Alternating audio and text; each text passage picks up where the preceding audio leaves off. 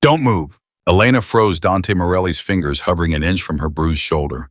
Blood soaked through her torn uniform, Greg's parting gift before she'd run 13 blocks to the only place she could think of, the Mafia boss's penthouse. His jaw clenched as he traced the air above each mark, never touching, just counting. 5, 8, 12 visible bruises. God knew how many more beneath the fabric. "Let me see the bruises," he whispered, his voice lethal calm. All of them. She was shaking so hard she couldn't unbutton her shirt. So Dante did it for her, and what he saw changed everything. Before we continue, smash that subscribe button and stay until the end to see how this dark romance unfolds. Comment your city below so I can see how far Elena's story has traveled. Now let's begin. 8 hours earlier, the coffee mug shattered against the wall 6 inches from Elena's head. "You think you're smart?" Greg's voice filled her apartment, bourbon thick and vicious. "Telling Cheryl I hit you." "I didn't." Elena backed toward the kitchen counter, her hands searching blindly for something, anything. "Greg, I swear I never said." "She asked about the bruise on your neck, said you looked scared." He moved closer, blocking the exit, still in uniform. His badge caught the light. "What did you tell her?" "Nothing. I said I fell." "You fell?" Greg laughed, ugly and sharp. "Right, because you're so goddamn clumsy, aren't you, baby?" His hand shot out. Elena dodged left, but wasn't fast enough. His fingers tangled in her hair, yanking her head back so hard tears sprung to her eyes. "Please, please, what?" He breathed the words against her ear. "Please stop. Please let go." His other hand found her throat. "You want me to stop, Elena? You know what to do. Quit that shithole diner. Move in with me properly. Let me take care of you." The pressure on her windpipe increased. Black spots danced in her vision. "Can't breathe." Greg released her suddenly. She collapsed against the counter, gasping. "That's what I thought." He straightened his uniform, adjusted his badge. "I'm working a double tonight. When I come back tomorrow morning, you better have an answer for me. Yes or no. Simple." He walked out, didn't slam the door. That was worse somehow, the careful, controlled click of the lock. Elena slid to the floor, her whole body shaking. Her phone was in her purse across the room. She crawled to it, every muscle screaming, pulled it out with trembling fingers. No one to call. Greg had made sure of that. Isolated her from friends. Her sister lived 3 states away with 2 kids and a husband who didn't need her problems. Her parents were dead. She was alone.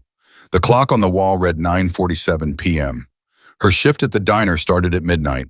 Elena dragged herself to the bathroom, looked at the wreck in the mirror, bruise darkening on her throat, split lip from last week that hadn't fully healed, the chunk of hair he'd torn out hidden beneath the rest. She applied makeup with practiced precision. Foundation, concealer, more foundation, turtleneck sweater under her uniform. No one could know. No one ever knew. The Highway 9 diner hummed with fluorescent silence when Elena arrived. Late summer night, dead zone between bar close and sunrise. Just her mic in the kitchen and whoever stumbled in desperate for coffee and eggs.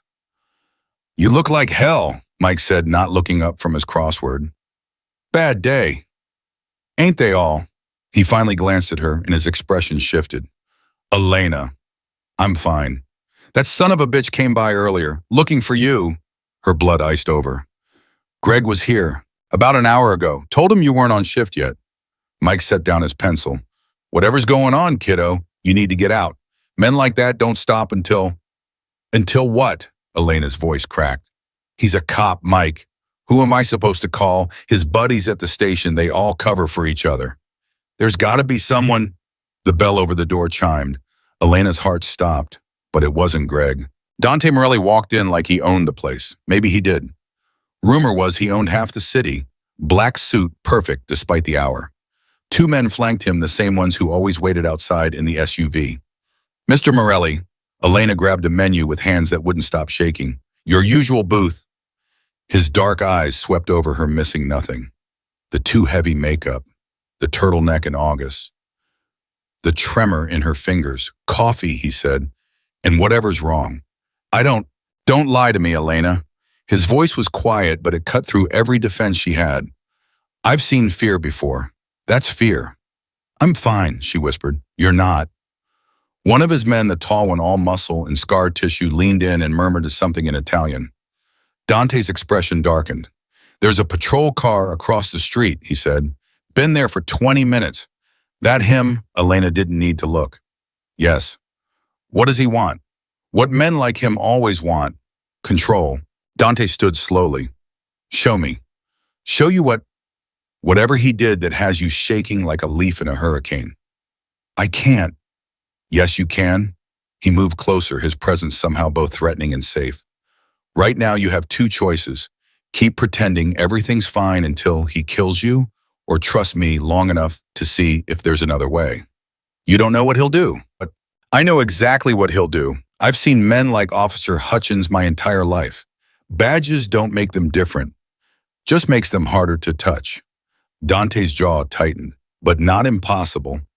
The bell chimed again. Greg walked in and the temperature dropped 10 degrees. Baby, his smile was all wrong. Didn't expect to see you chatting with customers. Thought you were working. I am working. Looks like socializing to me. Greg's eyes fixed on Dante. Sir, I'm going to have to ask you to step away from my girlfriend. Your girlfriend, and Dante repeated like he was tasting the words. Interesting. She doesn't look like she wants to be near you. That's none of your business. Actually, Dante said, settling back into the booth like he had all the time in the world. I'm making it my business. Coffee, Elena, black. Greg's face flushed red. His hand dropped to his belt near his gun. I said step away. And I said no. The two men with Dante moved. Not obviously just a subtle shift in stance that said volumes. Both had their hands inside their jackets now. Mike had disappeared into the kitchen. Smart. Elena stood frozen between them, her heart hammering so hard she could barely breathe. You know who I am, Greg demanded. Officer Greg Hutchins, badge 4739, 8 years on the force. Currently under internal investigation for 3 counts of excessive force, though I doubt that investigation will go anywhere. Your lieutenant is on the Castillo payroll, and so are you. The color drained from Greg's face. How the fuck? I told you, I make it my business to know things. Dante's voice dropped to something dangerous, especially when trash operates in my city. Trash? Greg's hand closed around his gun. You're calling me trash. If the badge fits. Everything happened at once. Greg drew his weapon. Dante's men moved faster, one grabbing Greg's wrist, twisting the gun, clattering to the floor. The other had a pistol pressed against Greg's temple before Elena could even scream. Gentlemen, Dante said calmly, not even standing, we're in a public place. Let's not make a mess. You're dead, Greg snarled, spittle flying. You're fucking dead, all of you. No. Dante finally stood, and despite being smaller than Greg, he somehow dominated the room. You are going to leave. You are going to get in your car. You are going to drive away. And you are never going to come near Elena again. Or what? Or I'll show you what happens when someone really hurts the women in my city. Dante's eyes were black ice. I had a sister once. Her boyfriend put her in the ground. Took me 3 years to find him, but I did. Would you like to know what I did to him? The silence stretched like razor wire. Thought not. Dante nodded to his men. They released Greg, who stumbled back, his face purple with rage. This isn't over, Greg spat. Yes, Dante said quietly. It is. Greg grabbed his gun from the floor and backed toward the door, never taking his eyes off Dante. You have no idea what you just started. I have every idea. Now leave before I change my mind about letting you walk out of here. Greg left. Through the window, Elena watched him get into his patrol car, but he didn't drive away, just sat there watching. He's not leaving, she whispered. He will. Dante pulled out his phone, typed something. 30 seconds later, 3 black SUVs pulled up around Greg's car. Men in suits emerged, not threatening, just present. Greg's car started. He drove away. Elena's legs gave out. She caught herself on the counter. Sit down before you fall down. Dante guided her to the booth. Mike appeared from the kitchen pail. Yeah, water and whatever she needs.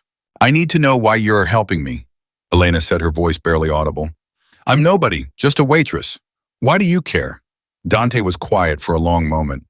When he spoke, his voice carried old pain. 5 years ago, my sister Maria fell in love with a cop. Sweet talker. Charming.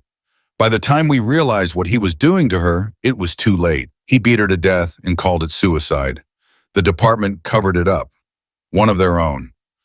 Elena's breath caught. I'm sorry. Don't be sorry. Be smart. Come with me when your shift ends. I have a place where he can't touch you. He'll find me. He always... Not this time. Dante leaned forward. I couldn't save Maria, but I can save you if you trust me. I don't even know you. No, but you know him, and you know what happens if you stay. Elena looked out the window where Greg's car had been, then back at Dante, dangerous, powerful, offering her a lifeline that might be a noose. My shift ends at 6. I'll be waiting. Oink. The next 4 hours crawled by like years. Every time the door opened, Elena's heart stopped. But Greg didn't come back. At 5:58 a.m., she untied her apron with numb fingers. You sure about this? Mike asked quietly. No, but I'm out of options. Morelli's dangerous kiddo. You know what he is. Yeah. Elena grabbed her purse. I also know what Greg is. At least Dante's honest about being a monster. Dante waited outside, leaning against the black SUV. Dawn painted the sky purple and gold behind him. He looked like something from a movie, too perfect, too polished for this shabby diner parking lot. Ready? He asked. No. Good. People who think they're ready usually aren't. He opened the car door. Get in. Elena hesitated, her hand on the doorframe. This was it. The moment everything changed. Once she got in this car, there was no going back. She got in. Dante slid in beside her, and the SUV pulled away from everything she'd known. They drove through the waking city, past her apartment building, past the police station, into neighborhoods where money whispered instead of shouted. Where are we going? She finally asked. Somewhere safe. My penthouse. Elena shook her head. I can't just move into your penthouse. You're not moving in. You're hiding. There's a difference. Her phone buzzed. A text from Greg. I know what you did. I know where you went. This isn't over. Dante plucked the phone from her trembling hand, rolled down the window, and threw it into the street. Hey, he was tracking you through that. Dante pulled a new phone from his jacket. This one's clean, only I have the number. You can't just... I did. Deal with it. The SUV descended into an underground garage beneath a glass tower. Private elevator, security that made TSA look casual. Up and up and up until Elena's ears popped. The doors opened on a penthouse that belonged in magazines, floor-to-ceiling windows, furniture that cost more than her yearly salary, art on the walls that might be real. Guest rooms down that hall, Dante said. Bathrooms stocked. Clothes in the closet should fit. How? I made a call while we were driving. Someone shopped for you. Elena stood in the middle of all this wealth, still in her coffee-stained uniform, and started laughing. Hysterical, broken laughter that turned into sobs. Dante didn't try to comfort her, just waited until the storm passed. Sorry, she gasped. Don't apologize for being human. He pointed toward the guest room. Shower, sleep. We'll talk when you wake up. Elena nodded and walked down the hall on autopilot. The bathroom was marble and gold, the shower big enough for 3 people. She stood underwater, hot enough to hurt, watching 2 years of fear circle the drain. When she emerged, she found pajamas laid out on the bed, soft, expensive. She put them on and crawled under covers that felt like clouds. She should have felt scared, should have questioned everything. Instead, she felt safe. For the first time in 2 years, Elena slept without nightmares. She woke to her phone, the new one buzzing. A text from an unknown number. You made a mistake, Elena, but I'm a forgiving man. Come home and we'll forget this happened. Greg. Somehow he'd gotten the new number already. Elena's hands started shaking again. She stumbled out of the bedroom looking for Dante. Found him in the kitchen, making coffee. He texted me, she said, showing him the phone. How did he... Dante's expression went cold. Show me. She handed him the phone. He read the message, then typed something back. This is Dante Morelli. If you contact Elena again, I will personally ensure you regret it. This is your only warning. Are you insane? Elena grabbed for the phone. You can't. He'll kill you. He'll try. Dante poured coffee into 2 mugs. Sugar. What? Do you take sugar in your coffee? Yes, but he added sugar, handed her the mug. Sit. Elena sat at the kitchen island, her whole world spinning. He's going to come after you, after me, after everyone. Let him try. You don't understand. No, you don't understand. Dante set his coffee down carefully. Greg Hutchins is a bully with a badge. Bullies only understand one language: superior force. Right now he thinks he has power. We're going to teach him different. How pissed? Come with me. He led her to a study she hadn't seen before. Inside, three men sat at computers, surrounded by monitors showing surveillance footage. Elena, meet my security team. Gentlemen, show her. One of them typed, and the screens filled with images. Greg at a bar taking an envelope from a known drug dealer. Greg beating a suspect in an alley. Greg entering a hotel with a woman who wasn't Elena, a woman who looked terrified. We've been watching him for 6 hours, Dante explained. Already have enough to put him away for 20 years. Corruption, police, brutality, trafficking. Trafficking. The woman from the Hotel 16 runaway. He picked her up last night, told her he'd help her. Dante's voice was ice.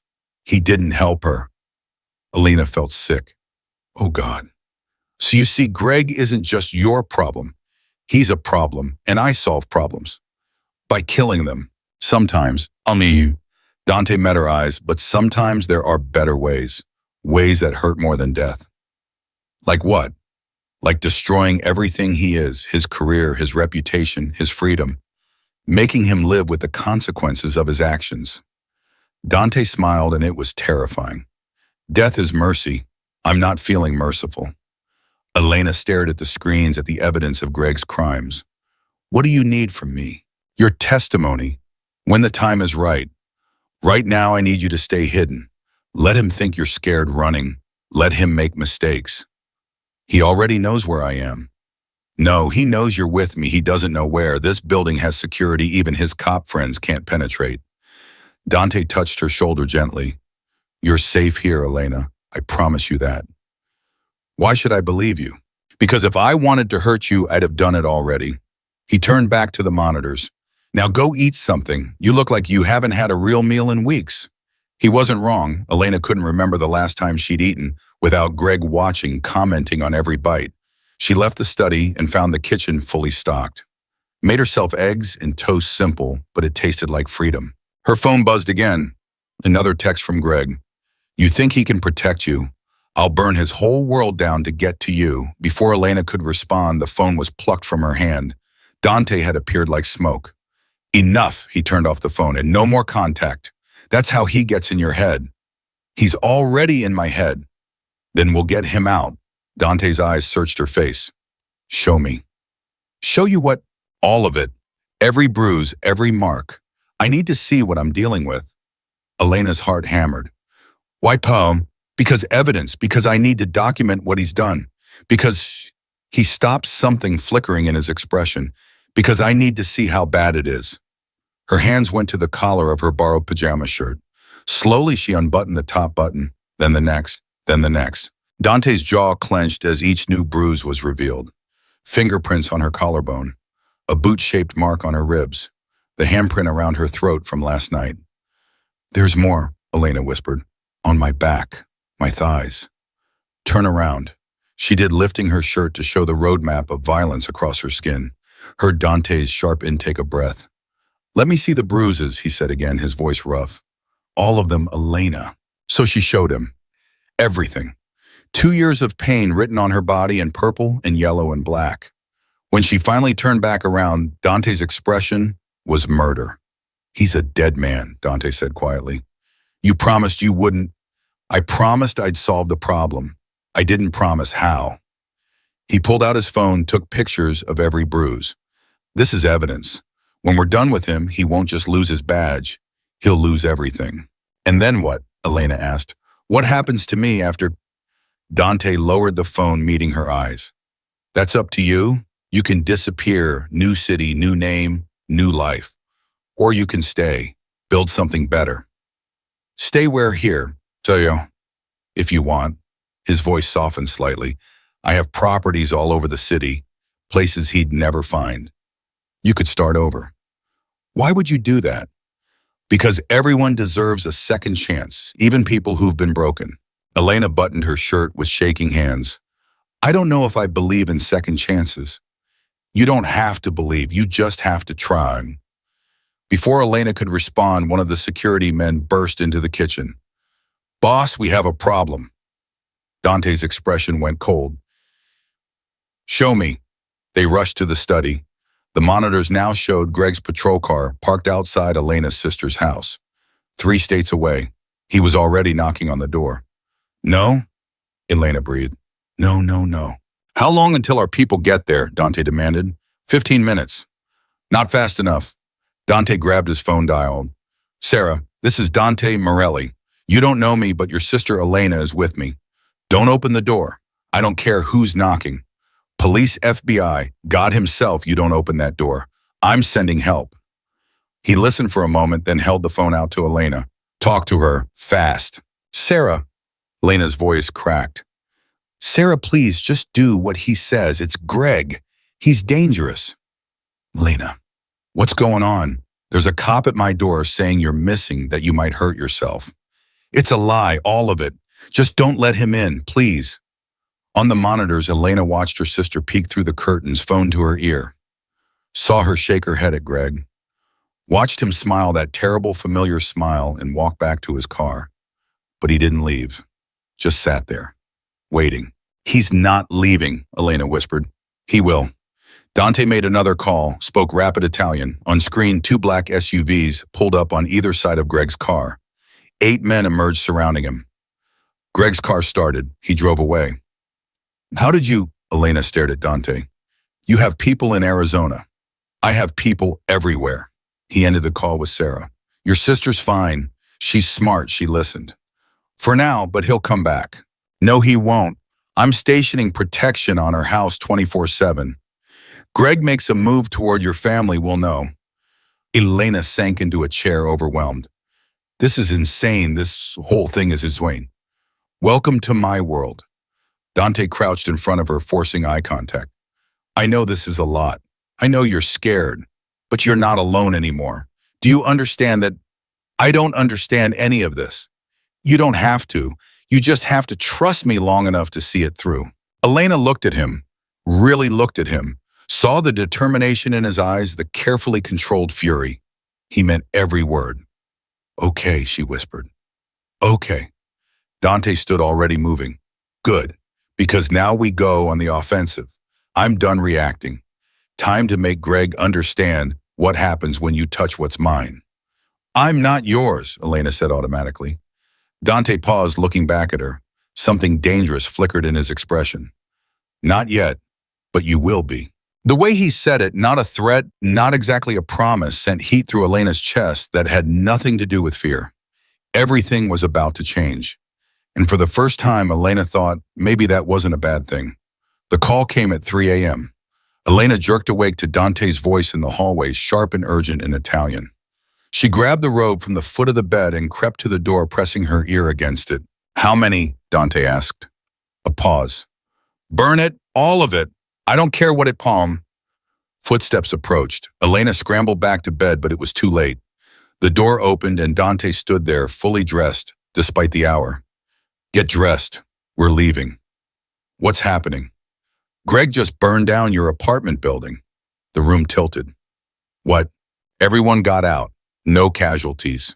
But he made his point. Dante's expression was carved from stone. He's escalating, which means we escalate too. Elena's hands wouldn't stop shaking as she pulled on jeans and a sweater. People could have died. But they didn't. He set the fire in the basement, pulled the alarm first. He wanted to scare you, not commit mass murder. Dante checked his watch. At least not yet. This is my fault. I should never have. Don't! His voice cracked like a whip. Don't you dare blame yourself for what he is. 20 minutes later, they were in the SUV, racing through empty streets. Elena watched the city blur past her mind, spinning. Where are we going? To see exactly how dirty your ex-boyfriend is. They pulled up to a warehouse on the industrial side of town. Dante's men were already there, a dozen of them standing guard around a van.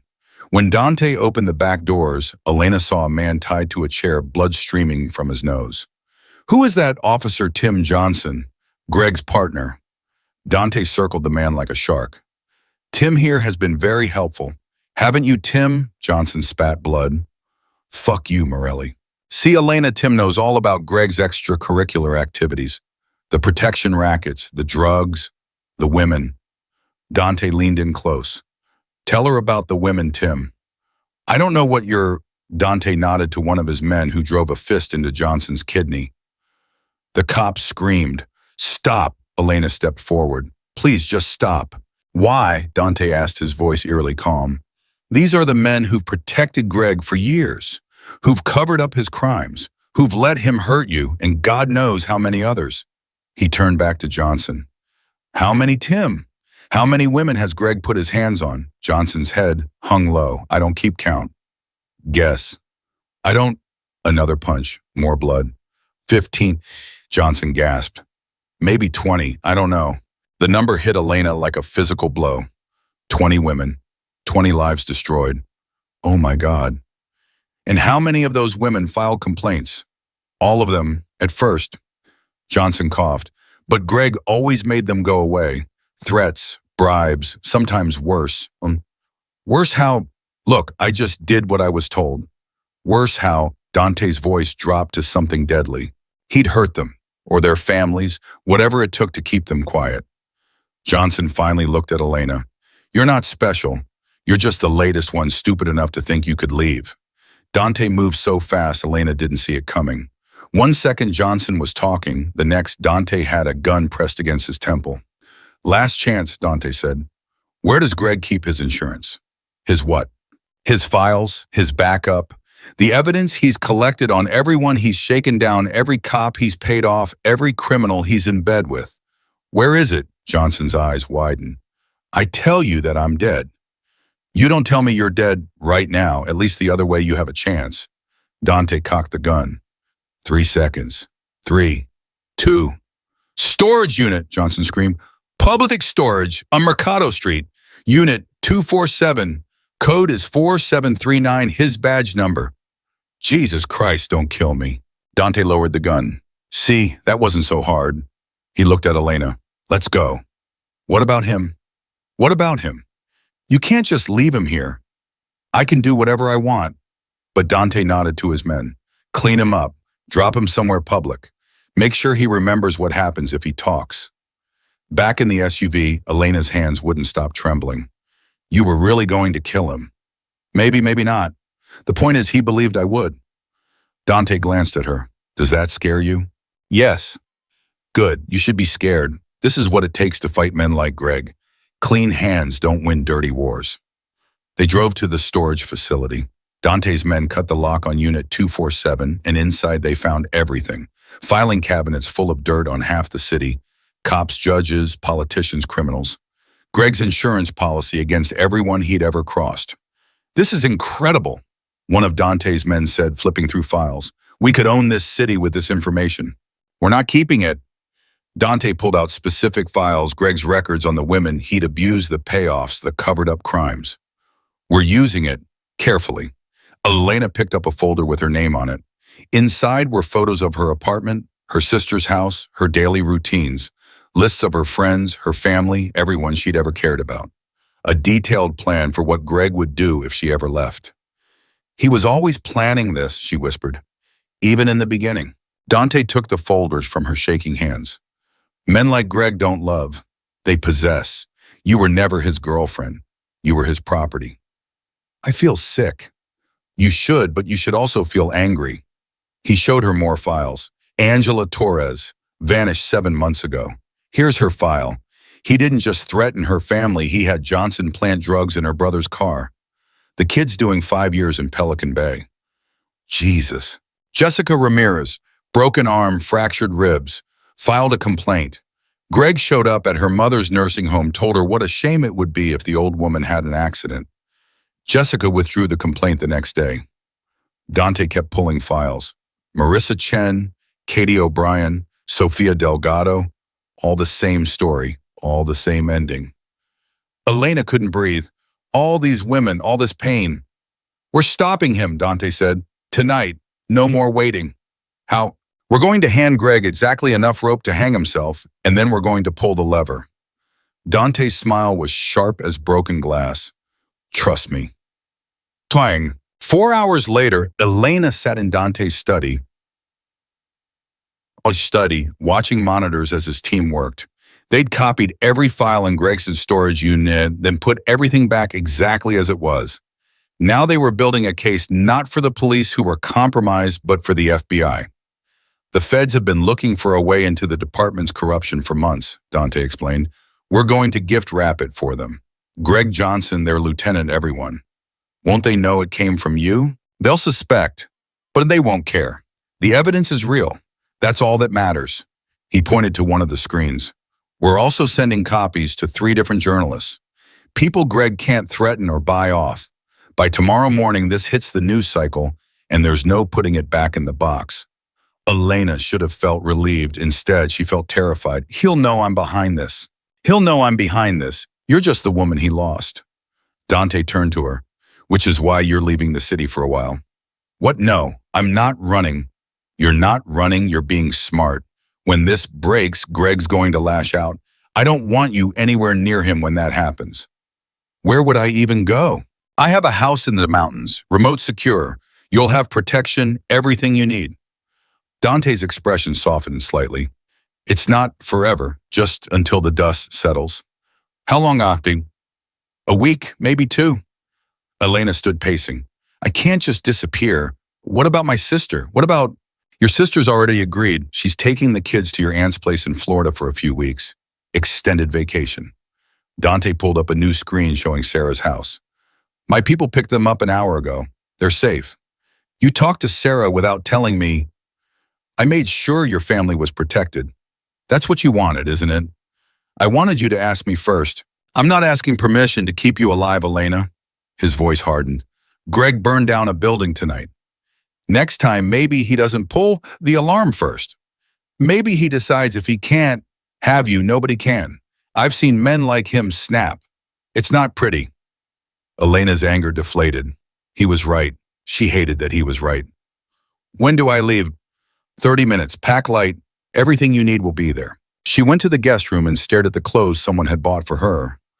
A whole wardrobe for a life that wasn't hers. She grabbed a bag and started packing mechanically. Her phone, the new one, buzzed. A text from an unknown number. I know what you're planning. I know what he's doing. You think the FBI scares me? I am the law. You're going to pay for this betrayal, Elena. You and everyone you love. Her hands froze. How did Greg keep getting the number? She ran to the study. He texted again. Dante read the message, his expression darkening. He's got someone on the inside, someone feeding him information. Inside where? My organization. The words were bitter. There's a leak. His men exchanged glances. One of them spoke up. Boss, nobody here would... Somebody is.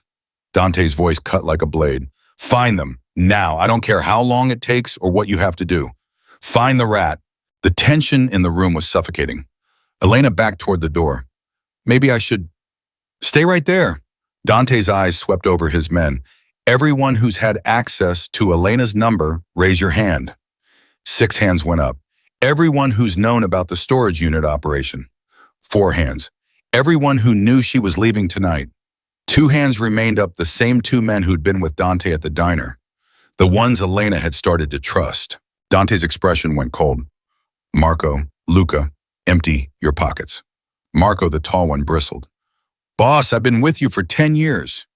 Then you won't mind emptying your pockets. Marco complied, pulling out a wallet, keys, a gun. Nothing incriminating. Luca did the same. Phones. They handed over their phones. Dante scrolled through them, his expression unreadable. Then he stopped staring at Luca's screen. Who's Jennifer? Luca's face went pale. I can explain. Dante threw the phone against the wall. Jennifer Hutchins, Greg's cousin.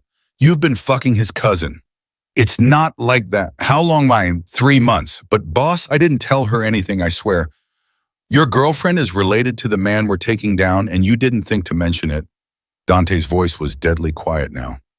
Get out. You're done. Boss, please. Out before I put a bullet in you myself. Luca ran. The room was silent. Elena felt like she couldn't breathe. The rest of you check your connections, your girlfriends, your families, your drinking buddies. If there's any link to Greg Hutchins or his crew, you tell me now. Dante's eyes blazed. Because the next person I find out about, I won't be so merciful. No one spoke. No one moved. Get back to work. We launch in 2 hours, leak or no leak. Dante turned to Marco. Take Elena to the mountain house. Different route than planned. Tell no one where you're going. Not even me. You got it, boss. Dante finally looked at Elena. I'm sorry, this is my fault. I should have vetted everyone more carefully. It's not your fault Greg's poison spreads everywhere. She moved closer. But you're right, I need to leave. Before anyone else gets hurt because of me. This isn't because of you. This is because of him. Dante reached out, then stopped himself. When this is over, when you're safe, we'll talk. About everything. About what? About why I'm doing this. About what you mean to me. His voice dropped. About whether you want to stay in this world or leave it behind. Elena's heart hammered. I don't understand. You will. He stepped back. Go. Marco will keep you safe. Done. The drive to the mountains took 3 hours on winding roads that made Elena carsick. Marco didn't speak except to answer direct questions. When they finally arrived, the house was more than Elena expected. Modern, spacious, perched on a cliff with a view that went on forever. There's food in the kitchen. Security system is armed, panic button is by the bed, Marco said. I'll be in the guest house. You need anything, call. How will I know if something happens with Dante, with the FBI? You won't, that's the point. No contact means no way to trace you. He handed her a burner phone. Emergency only, otherwise you're dark. Dark, alone, cut off from everything. Marco left and Elena stood in the middle of this beautiful house, feeling more trapped than she had in her tiny apartment. At least there she'd known what to expect. Here she had nothing but questions and silence. She tried to sleep that night, but couldn't. Every sound made her jump. Every shadow looked like Greg. By dawn, she was exhausted and wired, pacing the house like a caged animal. The burner phone rang. She grabbed it. Hello. It's me. Dante's voice was rough. Are you safe? You said no contact. I lied. I can't stand not knowing if you're okay. He sighed. It's done. The FBI raided the station an hour ago. Greg Johnson, their lieutenant, 6 other officers, all arrested. Relief flooded through her. It's over. Not yet. Greg made bail. His union rep posted it. He's out. The relief vanished. What? He's out, but he's being watched. FBI has him under surveillance. He can't make a move without them knowing. That doesn't mean he won't try. I know, which is why you're staying exactly where you are. Dante paused. How are you holding up? I don't know. Lost, I guess. Like I don't know who I am without being afraid all the time. You're Elena. You're strong. You're a survivor. I don't feel strong. Strength isn't about feeling it. It's about getting up every day despite the fear. You've been doing that for 2 years. His voice gentled. That's the strongest thing I know. Elena's throat tightened. Why are you really doing this? I told you, but not the story about your sister. The real reason. Silence stretched between them. When Dante finally spoke, his voice was raw. Because when I look at you, I see someone worth saving. And I haven't felt that way about anyone in a very long time. You don't even know me. I know enough. I know you make perfect coffee at 3 a.m. I know you protect the people you love, even when it costs you. I know you're brave, even when you're terrified. He exhaled slowly. I know I'd burn this city to the ground to keep you safe. Does that scare you? Yes. Good, it should. I'm not a good man, Elena. But for you, I'm trying to be better. Before she could respond, she heard shouting on his end. Gunfire. Dante cursed. What's happening? Greg just showed up at my building. Has to go. Stay safe. The line went dead. Elena stared at the phone, her heart in her throat. Dante was in danger because of her. Everyone was in danger because she'd been too weak to leave Greg years ago. No, not weak. Trapped. But she wasn't trapped anymore. She grabbed Marco's number, dialed. I need to get back to the city. Not happening. Boss said, I don't care what he said. Greg's at Dante's building right now. I'm the only thing Greg wants. If I'm not there, Dante's in danger. If you're there, you're in danger. I've been in danger for 2 years. I'm done hiding. Her voice strengthened. Take me back, now, or I'll drive myself. Marco was quiet for a long moment. You're making a mistake. Probably, but it's my mistake to make. 30 minutes later, they were racing back toward the city. Elena watched the landscape blur past her mind, spinning with what she was about to do. She was done being a victim. It was time to end this, on her terms. They were still 40 minutes from the city when Marco's phone exploded with calls. He answered, listen, then went pale. What? Elena demanded. What is it, Greg's not at Dante's building. He never was. Marco's knuckles went white on the steering wheel. It was a diversion. He hit 3 of our safe houses simultaneously. Killed 2 men, wounded 4 others. Elena's stomach dropped. Oh, God. He's hunting for you, going through our locations one by one. Marco's jaw clenched. Boss wants you back at the mountain house. Now. No, take me to Dante. Are you insane? That's exactly what Greg wants. I don't care what he wants. I care that people are dying because of me. Elena's voice cracked. How many more, Marco? How many more people have to bleed before this ends? As many as it takes to keep you alive. That's not your choice to make. Marco slammed on the brakes, pulling onto the shoulder. The SUV skidded to a stop and he turned to face her. You want to know what Dante told me? He said if anything happened to you, he'd kill me himself, not fire me. Kill me. That's how much you matter to him. He barely knows me. Doesn't matter. I've worked for him 10 years and I've never seen him like this. Never seen him care about anyone the way he cares about you. Marco started driving again. So, no, I'm not taking you into a war zone. I'm doing my job. Elena pulled out the burner phone, dialed Dante. He answered on the first ring. Tell me you're still at the house. I'm on my way back to the city. Like hell you are. Marco, turn that car around right now. He tried. I convinced him otherwise. Dante's voice went deadly quiet. Put him on. Elena handed the phone to Marco. She couldn't hear what Dante said, but Marco's face went from pale to gray. Yes, boss, I understand, but yes, I know. He looked at Elena. He wants to talk to you. She took the phone. I'm not changing my mind. You're going to get yourself killed. People are already dying, Dante. Your people. Good people who have nothing to do with this, except they tried to help me. Her voice shook. I can't live with that. So your plan is what? Walk up to Greg and surrender. You think that saves anyone? My plan is to stop running, stop hiding, face him. That's not a plan. That's suicide. Maybe, but it's my choice. Elena stared out the window at the passing landscape.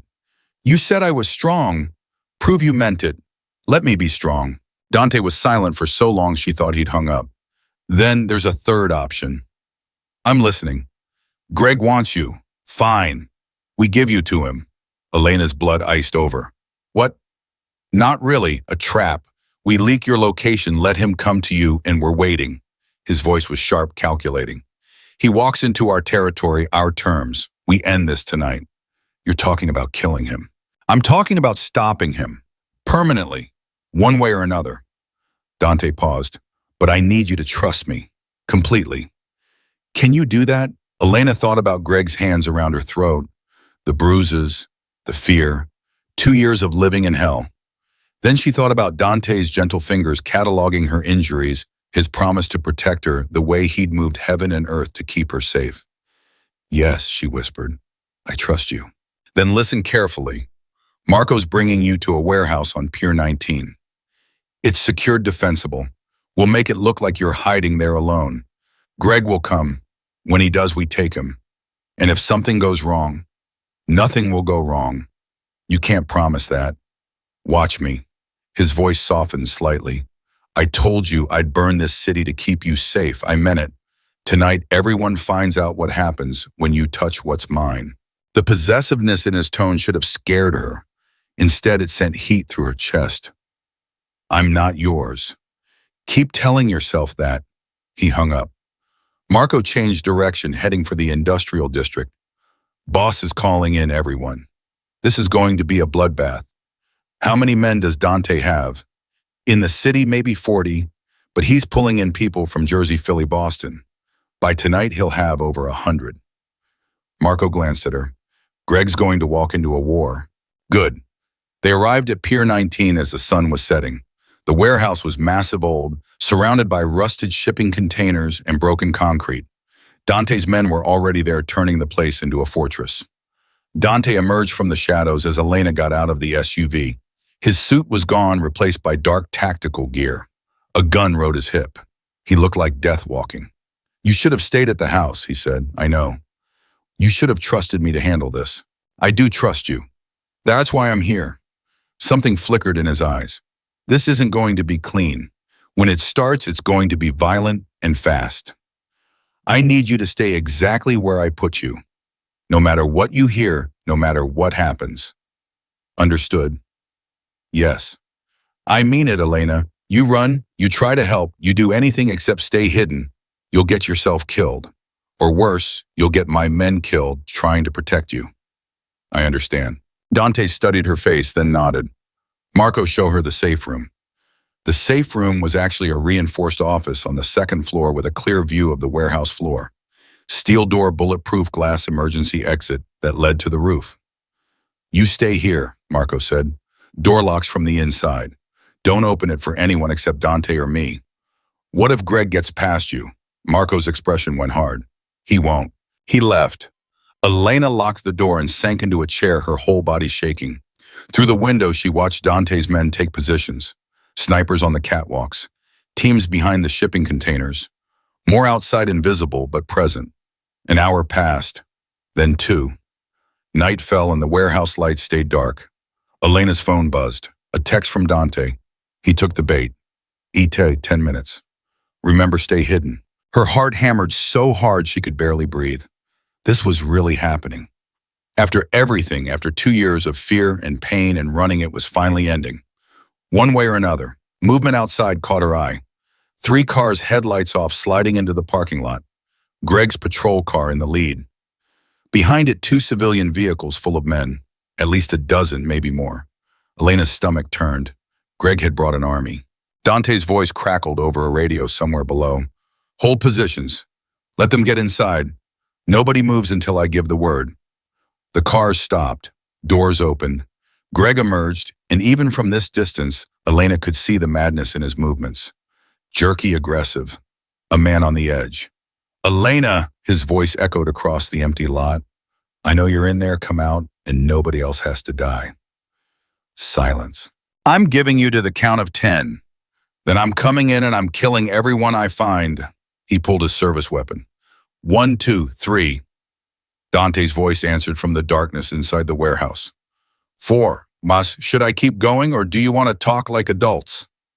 Greg spun, gun raised, searching for the source. "Morelli." "Officer Hutchins, or should I say former officer, I heard about your arrest. Shame about that badge. You did this. You took everything from me." "No, I didn't. You did that yourself." Dante stepped into view, hands in his pockets, casual as Sunday morning. "All I did was show the world what you really are. You took my girl. She was never yours. She was a prisoner you kept in a cage." Dante's voice dropped to something dark and final. "But she's free now, and you're never touching her again." Greg raised his gun, pointing it at Dante's chest. "Where is she?" "Safe, which is more than I can say for you." "You think I'm scared of you? You think your money and your guns make you untouchable?" Greg's laugh was unhinged. "I brought friends, good men. Men who know what happens when criminals think they own this city. Friends." Dante looked past Greg to the men behind him. "You mean the off-duty cops you promised a cut of your dirty money? The ones who don't know, I've already cut deals with the FBI. Their names, their faces, everything they're about to do tonight, all of it's being recorded. Smile, gentlemen, you're all going to be famous." Uncertainty rippled through Greg's backup. One of them lowered his weapon. "Greg, what the hell is he talking about? He's lying." "Am I?" Dante pulled out his phone, played a recording. Greg's voice filled the warehouse. "I don't care what you have to do. Find her. Kill anyone who gets in the way. I'll make sure you're protected." The cop who'd spoken went pale. "Jesus Christ, Greg. You said this was a rescue operation." "It is. He's got her. under duress threatening to kill her. The recording continued. Make it look like Morelli did it. Then we take him down, split his territory. That's out of context, Greg screamed, but his backup was already backing away. One by one, they put down their weapons and raised their hands. They weren't stupid. They knew when they had been played. Greg stood alone now, his gun still pointed at Dante. You think you've won? I know I have. I'll kill you, right here, right now. You could try, but then my men kill you. And what does that get you? You're still dead, still disgraced, and Elena's still free. Dante stepped closer. Or you could walk away, leave the city, disappear. I'll give you 12 hours head start before I tell the FBI where to find you. Why would you do that? Because despite what you think, I'm not interested in killing cops, even dirty ones. Too much attention, too many complications. Dante's smile was cold. But if you stay, if you keep hunting Elena, I will make you disappear in ways that will haunt your nightmares. You'll beg me for death, and I'll keep you alive just to hear you beg. Elena watched Greg's face cycle through emotions, rage, fear, calculation. She knew that look. He was planning something. Dante, she screamed into the radio Marco had left. He's going to. Greg fired. The shot went wide, missing Dante by inches. Return fire erupted from every direction. Greg dove behind his patron as bullets shredded the metal. His backup scattered, running for their lives. Dante's men pursued, tackling them before they could reach their vehicles. Within seconds, it was over. Every cop on the ground, hands zip-tied, screaming about rights and lawyers. But Greg was still behind the patrol car, and he still had his gun. Elena, he screamed, I know you're watching. This is your fault, all of it. Greg, stop. She couldn't help herself. She unlocked the safe room door, stepped onto the catwalk. Just stop. His head snapped up. Their eyes met across the warehouse. The madness there made her breath catch. There you are, he whispered. Then louder, there you are. Don't. Dante said, his gun trained on Greg. Whatever you're thinking, don't. Greg smiled. It was the worst thing Elena had ever seen. You love her, don't you? The big bad Mafia boss fell for my girl. She's not your girl. She'll always be mine, even if I can't have her. Greg's hand moved to his vest. If I can't have her, nobody can.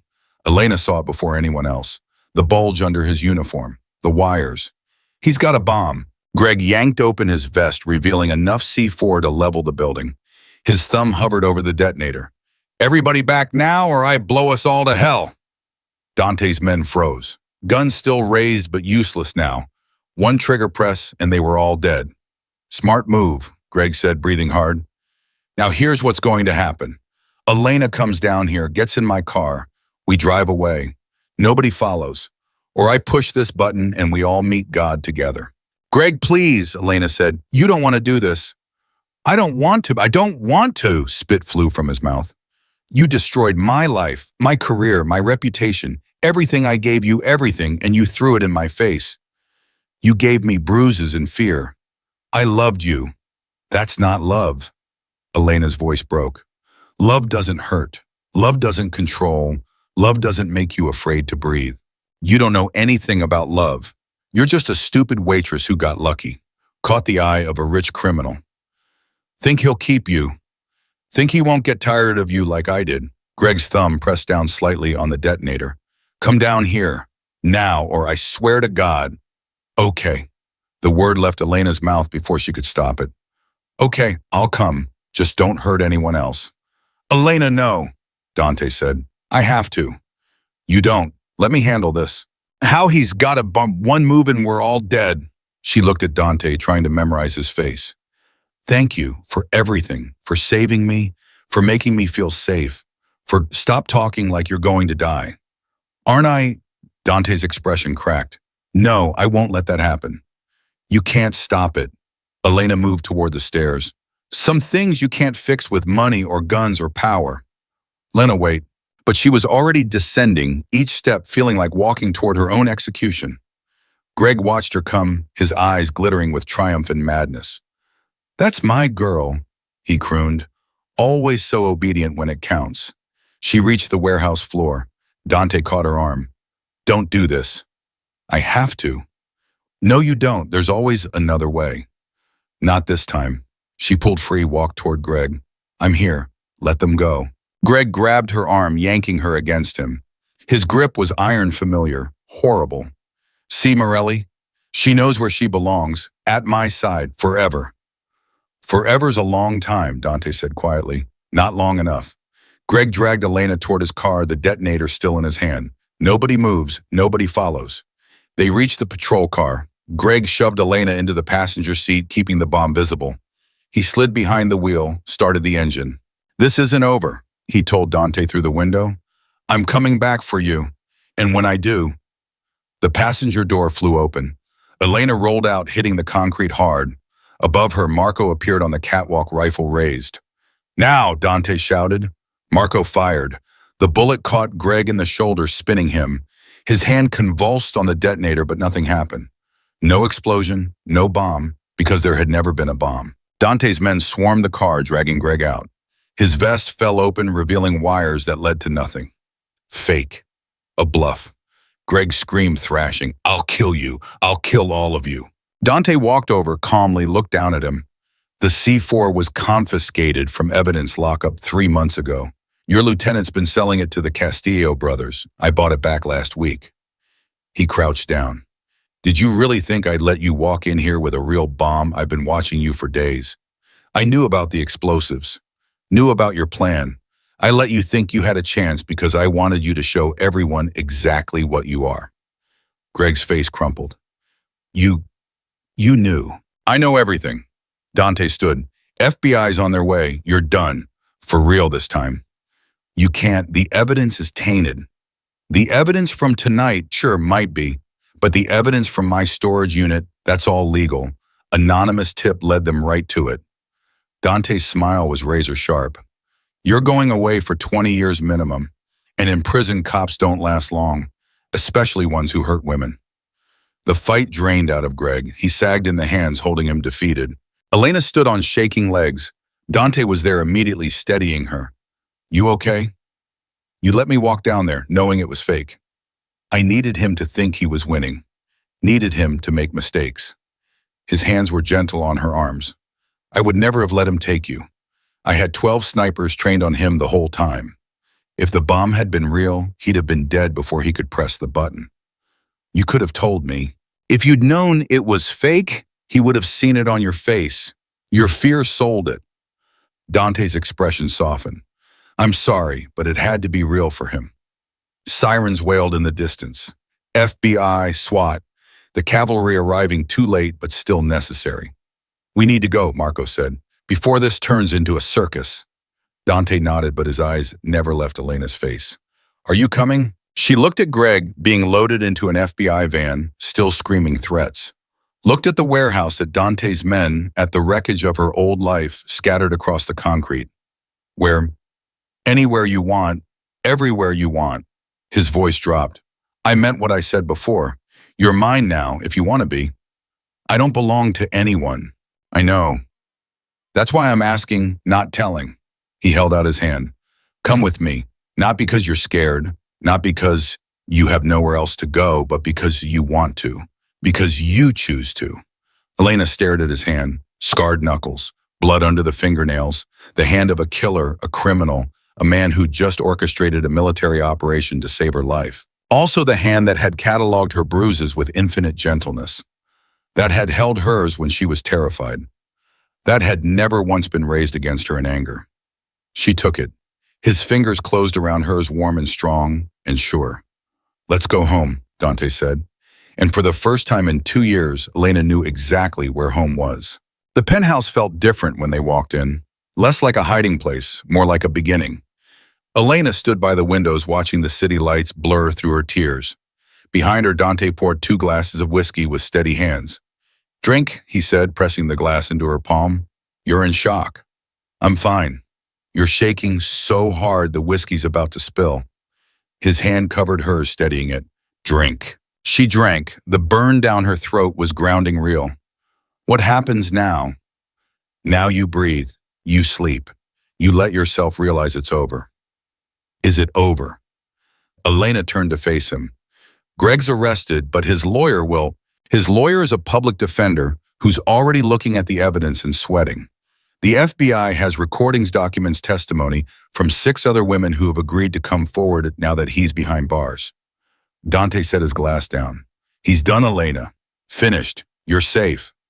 The word safe hit her like a fist. Her knees buckled. Dante caught her lowering them both to the floor. She curled against his chest and sobbed ugly, gasping cries that had been building for 2 years. He held her through it, didn't tell her to calm down, didn't offer empty platitudes, just held her while she broke apart and started putting herself back together. When the storm finally passed, Elena pulled back mortified. I got your shirt wet. I have others. I'm a mess. You're human. He brushed a tear from her cheek. You've earned the right to fall apart. I don't want to fall apart. I want to be strong. Crying doesn't make you weak. Surviving made you strong.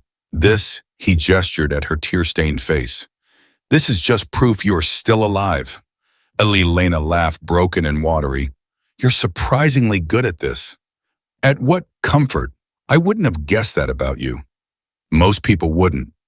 Dante stood pulling her up with him. But you're not most people. What am I? The question hung between them, heavy with meaning. Dante's dark eyes searched her face. I don't know yet, but I want to find out. Before Elena could respond, his phone rang. He glanced at the screen and frowned. I need to take this. He walked to the study door, closing behind him.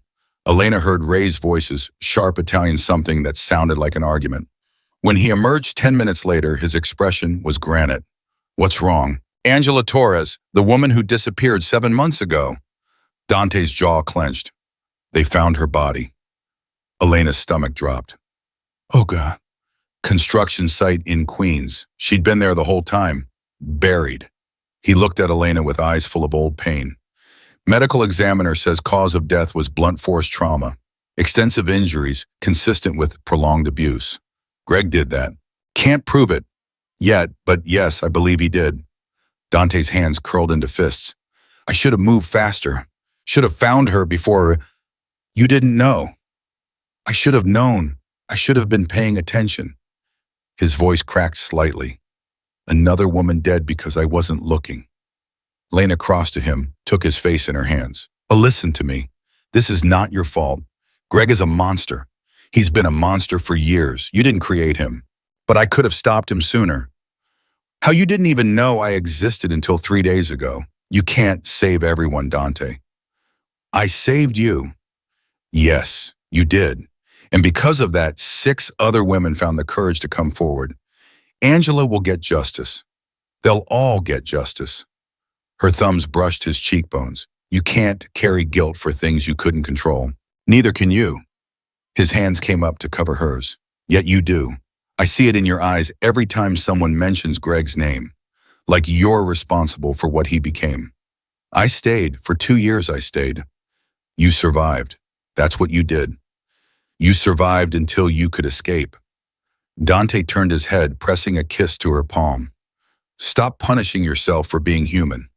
The gesture, so gentle, so unexpected, made Elena's breath catch. Dante. His phone rang again. He cursed, pulling it out. What? Elena couldn't hear the other side, but she watched Dante's expression shift from irritation to shock to something that looked like fear. When? Pause. How many? Pause. I'm on my way. He hung up, already moving toward the door. I have to go. What happened? Someone hit 3 of my businesses tonight, burned them to the ground. What? Who would? I don't know. But they knew exactly which properties to hit, which ones had the least security, which ones would hurt the most. He grabbed a jacket from the closet. This was coordinated, professional. Could it be Greg's people? Revenge for Greg's people are either arrested or running scared. This is someone else. Dante's phone rang again. He silenced it. Marco's downstairs. He'll stay with you. I want to come with you. Absolutely not. You don't get to order me around. I do when someone's targeting my organization. When there's danger. He gripped her shoulders. Please, stay here. Let me handle this. The please did it. Elena nodded. Be careful. Always. He kissed her forehead, quick, distracted, and was gone. Elena stood alone in the penthouse, adrenaline still coursing through her veins. She'd just gotten free from one nightmare. Was she walking into another? Her phone buzzed. A text from a number she didn't recognize. Ask him about the covenant. Ask him what he really is. Her blood ran cold. Marco, he appeared in seconds, gun drawn. What's wrong? Someone just texted me. A warning about Dante. Marco read the message, his expression darkening. We need to change your number again. Who's the covenant? I don't know what you're talking about. Don't lie to me. What is it? Marco holstered his gun. That's not my story to tell. You want answers, you ask the boss. I'm asking you, and I'm telling you to ask him. His tone softened. Look, I get it. You're scared. You don't know who to trust. But Dante's kept you safe. That should count for something.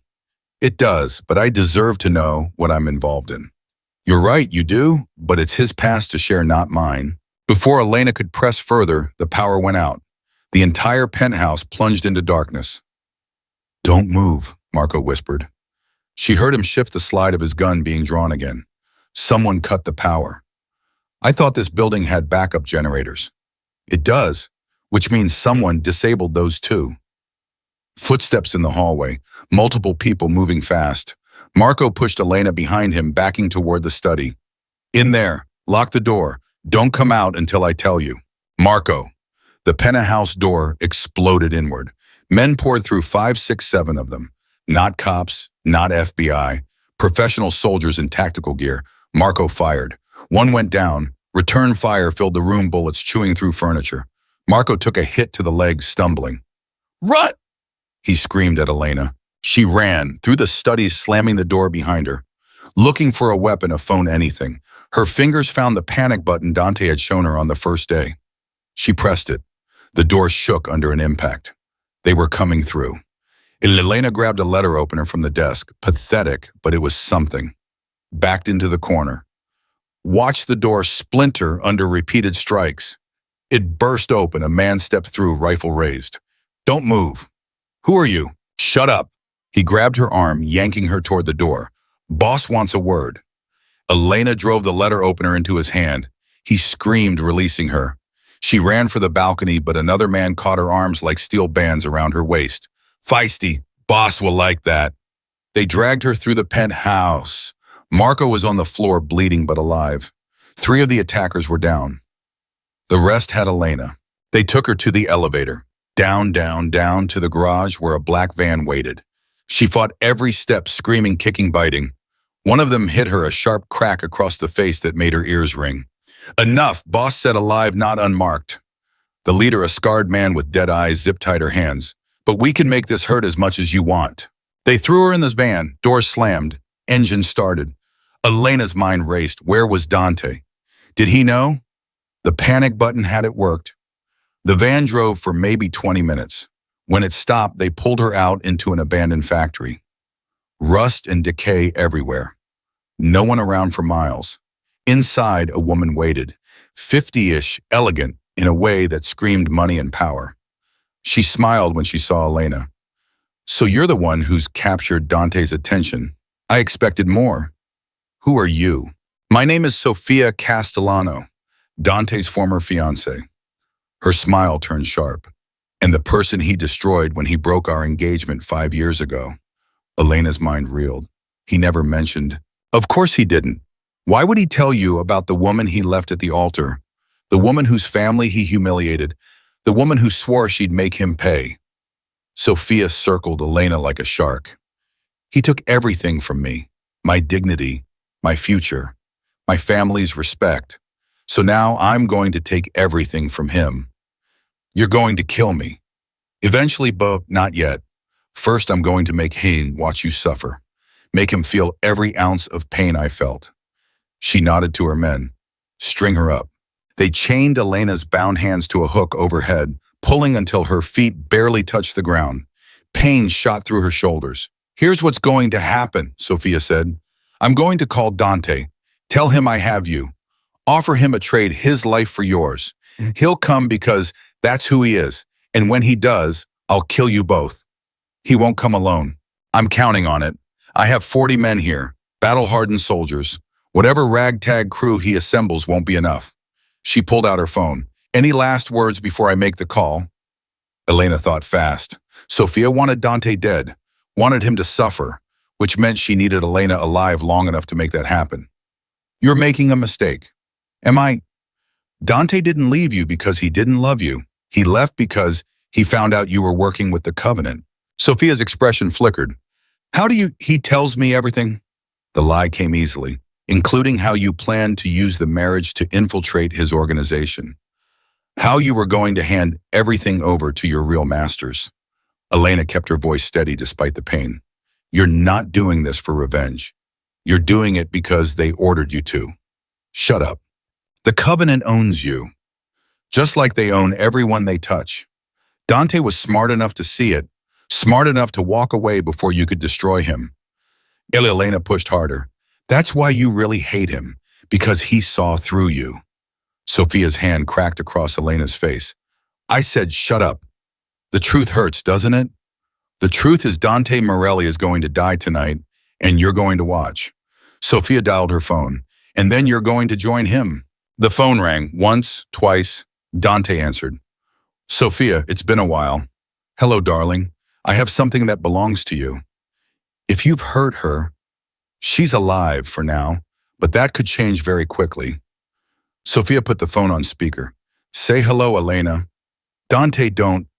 One of the guards hit her in the stomach. She gasped, fighting for air. I'm going to kill you, Dante said, his voice colder than Elena had ever heard it. Slowly, painfully, I'm going to make you beg for death. Big words from a man with no leverage. Here's the deal. You come alone to the old Castellano factory on River Street. You have 1 hour. For every minute you're late, I hurt her. For every man you bring, I hurt her. Understand? I understand. Good. 1 hour, don't be late. Sophia hung up, looked at Elena with satisfaction. He'll come, he can't help himself. Love makes men stupid. He doesn't love me, we barely know each other. Keep telling yourself that. I saw the way his voice changed when I hit you. That's not a man protecting an asset. That's a man willing to burn the world for a woman. Sophia checked her watch. 58 minutes. Let's see how much you can take before he arrives. The first hit came from behind a baton across her ribs. Elena screamed. The second hit landed on her thigh, the third on her back. Stop, she gasped. Please. Begging already, we've barely started. Sophia nodded to her men. Make it hurt, but keep her conscious. I want her awake when Dante gets here. The beating continued. Elena lost track of time, lost track of how many times they hit her. Her whole body was fire and agony, blood in her mouth, ribs screaming, vision blurring. Through it all, she thought about Dante, about his promise to keep her safe, about the way he'd looked at her bruises with such carefully controlled rage, about the gentleness in his hands despite the violence in his soul. If he died tonight trying to save her, it would break something in Elena that could never be fixed. Time's up, Sophia announced. He should be here any... Gunfire erupted outside. Screams, explosions. The factory shook. Sophia's smile vanished. What the hell? One of her men ran in. Boss, we've got incoming at least 60 men, maybe more. They've got RPGs, heavy weapons. I told him to come alone. When has Dante Morelli ever followed orders? The guard ducked as a bullet punched through the wall. We need to move. Forget it. We make our stand here. Sophia pulled a gun, pressed it to Elena's temple. He wants her. He'll have to go through all of us. The firefight intensified. Elena heard Dante's voice over a loudspeaker. Sophia, let her go and I'll let your men live. Go to hell, Brian. Wrong answer. An explosion rocked the factory. Part of the roof collapsed. Sophia's men scrambled for cover, returning fire through broken windows. Then the doors blew inward, and Dante walked through the smoke like an avenging angel. Blood on his face, gun in each hand. Behind him, an army. He saw Elena hanging there, beaten and bloody, and something inhuman flickered across his face. Let her go. Sophia pressed the gun harder against Elena's head. One more step, and I paint the walls with her brain. Dante stopped. You're not going to kill her. Why not? Because then you lose your leverage. Then I kill everyone in this building and dance on your corpse. He lowered his weapon slowly. You want me? Fine. Let her go and I'm yours. Dante, no. Elena tried to say, but her voice was barely a whisper. I'm not asking Sophia. I'm trading. Me for her. That's the deal. Sophia's eyes glittered with madness. Why should I believe you? Because you know me. When I give my word, I keep it. He looked at Elena, and the love in his eyes was unmistakable. Let her go. Take me instead. You'd really die for her. Yes. The simple certainty in that single word made Elena's heart shatter. Don't, please don't. I'm sorry, Dante said to her, for everything, for getting you into this, for not protecting you better, for enough. Sophia gestured to her men. Cut her down. Tie him up. They released Elena. She collapsed her legs, unable to support her. Dante's men surged forward, but he raised a hand, stopping them. Stand down. All of you. This is my choice. Boss, you can't. Marco, limping but alive, tried to intervene. I said stand down. Dante's voice was absolute command. Get Elena out of here. That's an order. They tied Dante's hands, forced him to his knees. Sophia walked over, gun raised. Any last words? Just one. Dante smiled. Now. Chaos erupted. Elena hadn't seen the sniper on the roof, but Sophia did right before the bullet punched through her shoulder, spinning her. Dante exploded into motion despite his bound hands taking down the guard nearest him with a brutal headbutt. His men stormed the factory, gunfire everywhere. Sophia's soldiers dropping like flies. Within 90 seconds, it was over. Marco cut Dante's bonds. He ran to Elena, gathering her carefully against his chest. I've got you. You're safe. You were never going to try her kill you. No, but I needed her to think she'd won. He looked at her battered face and his jaw clenched. I'm sorry. I'm so sorry. Stop apologizing and get me out of here. He carried her to a waiting car. Behind them, Sophia screamed curses as FBI agents, real ones this time, placed her under arrest. Apparently, Dante had called in every favor he had. In the car, Elena finally let herself feel the pain. Everything hurt. Everything ached. But she was alive. The Covenant, she said. What is it? Dante went very still. Where did you hear that name? Someone texted me. Then Sophia mentioned it. And what did Sophia say? That you left her because she was working for them. Dante was quiet for a long moment. The Covenant is complicated. An organization that's been around for centuries.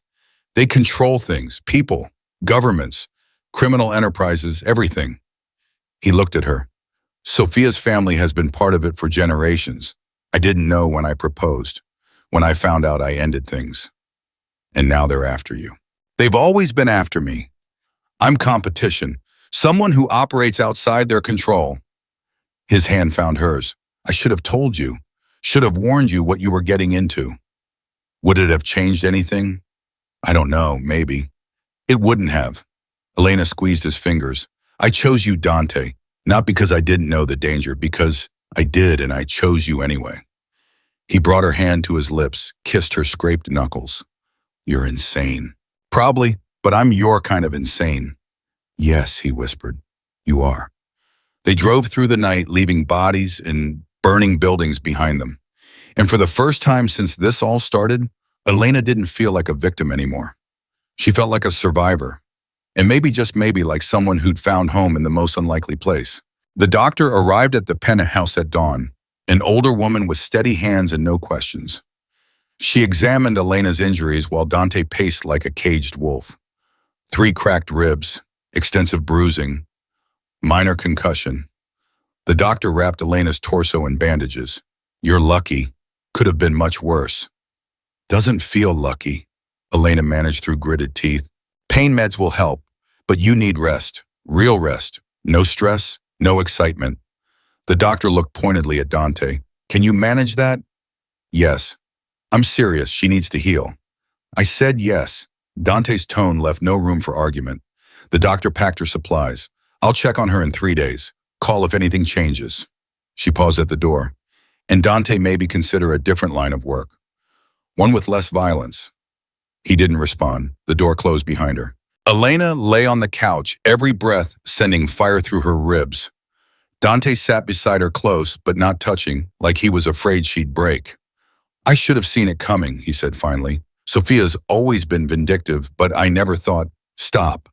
Elena cut him off. Stop blaming yourself. You saved me. Again. After putting you in danger. Again. I put myself in danger when I agreed to this. When I chose you over running. She reached for his hand, ignoring the pain the movement caused.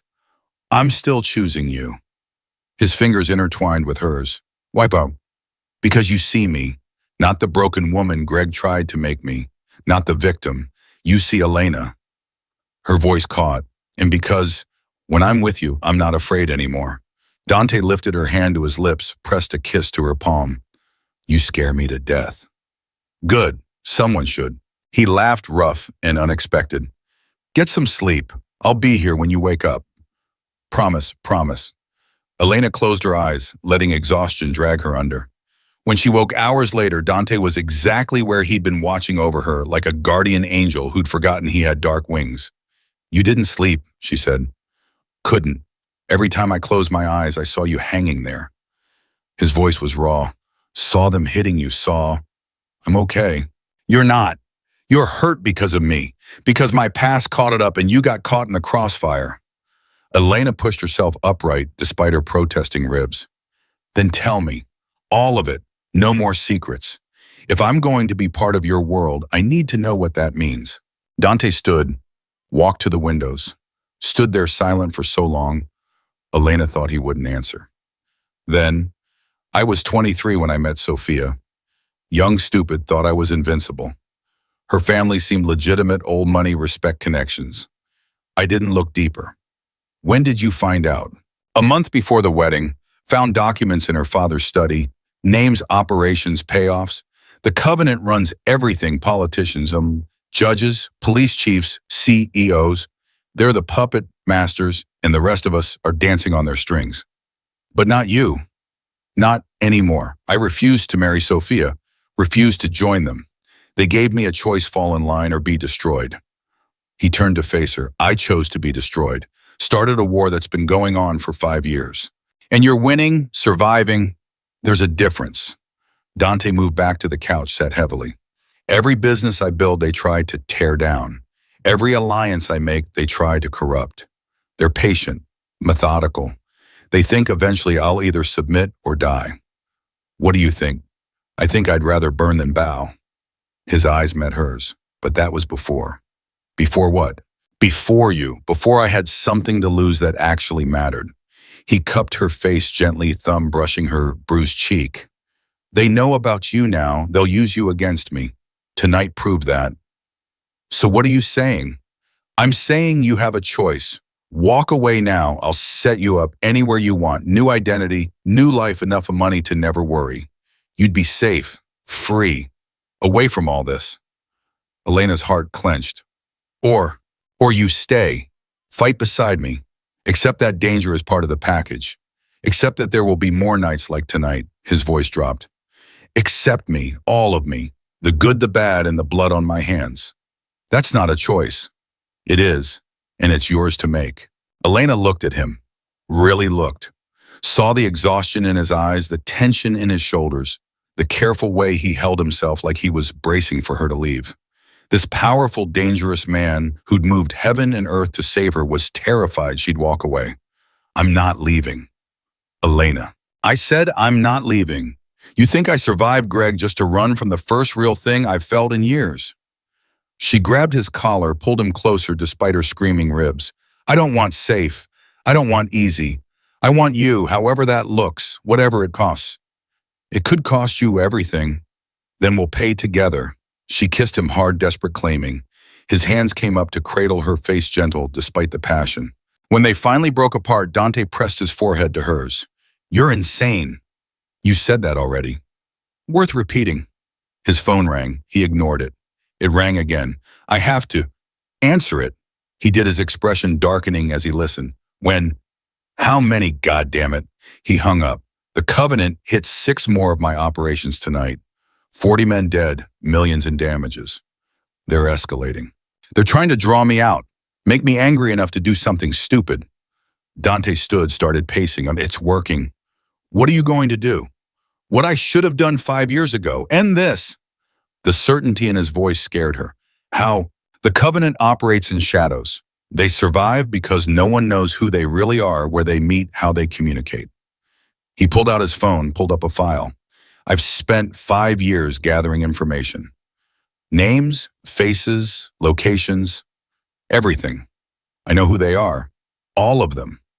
And I'm going to expose them. Every single one. Politicians, CEOs, celebrities, everyone on their payroll. I'm going to burn their entire organization to the ground. Elena's mind raced. That's suicide. They'll kill you. They're already trying. At least this way I take them with me. No. She stood despite the pain, grabbed his arm. There has to be another way. There isn't. As long as they exist, you're in danger. Everyone I care about is in danger. His expression softened. I can't live like that, always looking over my shoulder, always waiting for the next attack. Then let me help. Absolutely not. You don't get to decide that. This is my fight too now. Elena pulled out her phone. You said the Covenant operates in shadows. Fine. Let's drag them into the light. But smart, calculated, not a suicide run. What are you thinking? You have all this information, names, crimes, evidence. What if we didn't just expose them? What if we gave it to someone who could actually do something about it? Like who they own, the police, the FBI. Not everyone. There are still good people, people who jump at the chance to take down corruption this big. Elena's mind was spinning now. What about that journalist who broke the banking scandal last year? Or the senator who's been pushing for criminal justice reform? Dante stared at her. You want to go public. I want to make it impossible for them to hide. Spread the information so wide to so many different people that they can't silence it all. She grabbed his laptop, started typing. We leak it simultaneously to a dozen news outlets, law enforcement agencies, activist groups. Create a firestorm they can't control. They'll retaliate. Let them try. They can't kill everyone. And once the information is out there, killing us doesn't put the genie back in the bottle. She looked up at him. We make ourselves too visible to touch. Turn the tables. Dante was quiet for a long moment. Then he smiled, really smiled for the first time since she'd known him. You're brilliant. I'm practical. There's a difference. Same thing in this case. He sat beside her, pulled up his encrypted files. Okay, let's burn it all down. They worked through the night, building contact lists, crafting messages, preparing documentation. Every few hours, Marco would bring updates, another attack, another threat, another move by the Covenant. They're getting desperate, Dante said as dawn broke. They know we're planning something. Good. Let them worry for once. Elena finalized the last email. We're ready. 12 news organizations, 6 law enforcement agencies, 4 congressional committees, all set to receive everything simultaneously. Once we hit send, there's no taking it back. I know. The Covenant will come after us with everything they have. I know that too. Dante's hand covered hers on the keyboard. Last chance to walk away. Stop asking me to leave. I'm staying. She looked at him. Now are we doing this or not? He kissed her soft, sweet, full of promise. We're doing this. They hit send together. Within an hour, the first story broke. A major newspaper running a front-page expose on corruption that reached the highest levels of government. Within 2 hours, 3 more outlets published their own investigations. By noon, it was everywhere, television, radio, internet. The Covenant's carefully constructed empire crumbling in real time. Arrests started that afternoon. A senator, 3 CEOs, a federal judge. By evening, the number had climbed to 40. By the next morning, over 100 people were in custody. And through it all, Dante and Elena stayed in the penthouse watching the world burn around them. You know they'll come for us, Dante said as day 3 dawned. I know, but they'll have to come through the FBI agents outside the media camped in the lobby and every law enforcement agency that now has a vested interest in keeping us alive as witnesses. Elena smiled. We're untouchable. For now. For now isn't forever. No, but it's enough. She turned to face him. We gave people the truth. What they do with it is up to them. Dante pulled her close, careful of her healing ribs. I love you. The words hung in the air between them, new, fragile, terrifying. You don't have to say that just because. I'm not saying it because of anything except it's true. I love you, Elena. I've loved you since you showed up at that warehouse ready to trade yourself for my men. Since you looked at me, really looked at me, and didn't flinch." His voice roughened. "You're the strongest person I know, and I love you." Tears burned her eyes. "I love you too, even though you're dangerous and crazy and have terrible taste in enemies." He laughed. "Fair assessment. But you're also kind and protective, and you make me feel safe even when the world's on fire. The world is literally on fire right now. I know, and I wouldn't want to watch it burn with anyone else." They kissed as sirens wailed in the distance, as news helicopters circled overhead, as the Covenant's empire continued its spectacular collapse. 3 weeks later, Elena stood in front of a congressional committee testifying about Greg's abuse and the wider corruption in the police department. Her story, combined with 6 other women's testimonies, led to a complete overhaul of the department. Greg himself was sentenced to 35 years without parole. Sofia Castellano got life for kidnapping, attempted murder, and her role in the Covenant's criminal enterprise. 47 high-ranking Covenant members were convicted. Dozens more fled the country. The organization that had operated for centuries was effectively destroyed. And through it all, Dante stayed by Elena's side, testifying beside her, protecting her, loving her. 6 months after that terrible night at the diner, they stood on the terrace of the penthouse, watching the sun set over a city that looked different now. Cleaner, better, still imperfect, but healing. "Any regrets?" Dante asked, his arm around her waist. Elena thought about it, about the fear and pain and violence, about the scars, physical and emotional, that would never fully fade, about how her life had been turned completely upside down. "Not one," she said. "Not even the part where you fell in love with a criminal, former criminal. You went legitimate, remember? Only on paper. I'm still morally gray at best." "Good. I like you gray." She turned in his arms. "Besides, I'm not exactly innocent anymore either. No, you're a survivor, a fighter, a woman who helped bring down one of the most powerful criminal organizations in history." His eyes gleamed. "You're extraordinary. I'm just Elena." "No." He kissed her forehead, her cheeks, her lips. "You're everything." And as the sun disappeared below the horizon, painting the sky in shades of gold and crimson, Elena realized something profound. She'd spent 2 years trapped in darkness, convinced she'd never see light again. But she'd been wrong. Light didn't come from being rescued. It came from having the courage to save yourself even when rescue arrived. It came from choosing to fight instead of surrender. It came from love that didn't control or break, but built and healed. "What are you thinking?" Dante asked. "That I'm home. Here, with you." She smiled. "Wherever you are, that's home." "Then I guess we're both home." He held her tighter. "Together." "Together," she agreed. And in that moment, bruised but unbroken, scarred but stronger, Elena understood that survival wasn't just about living through the darkness. It was about finding the strength to build something beautiful from the ashes, to transform pain into power, and to choose love even when fear seemed safer. She'd survived Greg. She'd survived the Covenant. She'd survived everything the world threw at her, and now finally she was ready to do more than just survive. She was ready to live.